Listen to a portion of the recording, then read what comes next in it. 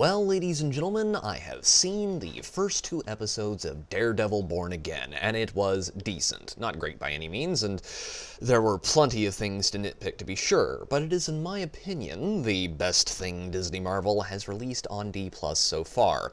I will try to keep things relatively spoiler-free, as this video will be standing in for my review of the first two episodes. Firstly, the cinematography ranges from great to comically bad. However, the show actually does put Daredevil in his suit, and bothers to put a few other characters in comic-accurate suits, which actually do look really good, and a great deal of the non-CGI'd shots are excellent, keeping on the positive side of things here. While the opening fight scene cannot hold a candle to the really excellent ones from the Netflix Daredevil show, it was still pretty decent. The writing is uneven, from really good to dog crap of the highest order.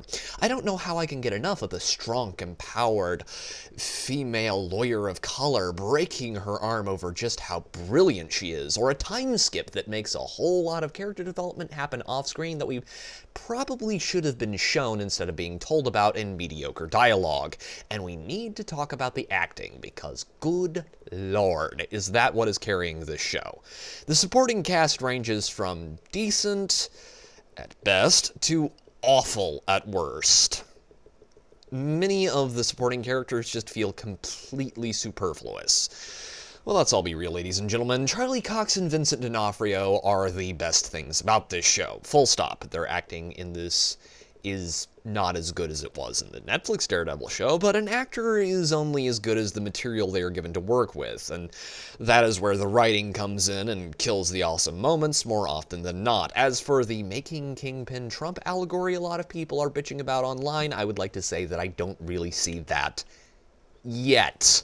But Marvel could absolutely go that direction if they wanted to. After all, we are in the first couple of episodes, and people thought at the time that the first one or two episodes of shows like WandaVision and Moon Knight were great, only for them to dive off the deep end into the disaster zone by season's end. Which brings me around to the direction, as Daredevil Born Again was heavily rewritten and reshot before release to be less of a standard E+ show and more in line with the Netflix version of things. You can tell the holdover parts because all the parts from the pre-reshoots suck, and drag the show back to the brink of just being another crappy D+ garbage fire. And while I am firmly in the wait-and-see portion of things, I really don't think most people are going to give the MCU Daredevil a chance, because everything has been crap for so long. We can already see this as things stand. Daredevil Born Again had lower opening numbers than Agatha all along. Why?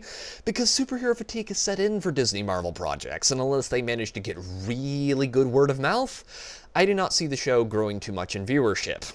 Because people are tired of bad superhero films and TV shows, and after Daredevil Born Again, Marvel will be vindicating people checking out of their franchise by releasing such popular and easily marketed projects as Marvel's Suicide Squad and the Thunderbolts and race and gender swapped Iron Man and Ironheart, a show that will totally not flop, guys. We pinky promise. Disney Marvel may be trying to fix things behind the scenes, but at this point they have and are continuing to release projects no one wants. The MCU is like the Titanic, steering to the side too late to avoid the iceberg, and all they are doing now is ripping through the bulkheads of the whole side of the ship.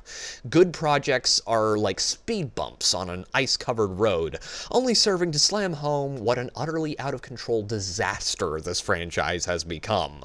But those are just my thoughts, ladies and gentlemen. I would love to hear what you think about Daredevil Born Again and the current state of the MCU down below. Please leave a like on the video if you enjoyed it, and consider subscribing, as it really helps the channel. And until next time, this has been Pete, the Radical Nerd, signing off.